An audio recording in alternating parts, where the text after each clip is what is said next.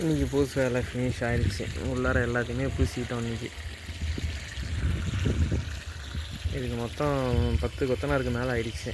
உள்ளே பூசுறதுக்கு 30 மூட்டை சிமெண்ட் ஆகிருக்கு. அகலம் 30க்கு 47.5, அகலம் 30, நீட்டு வந்து 47.5.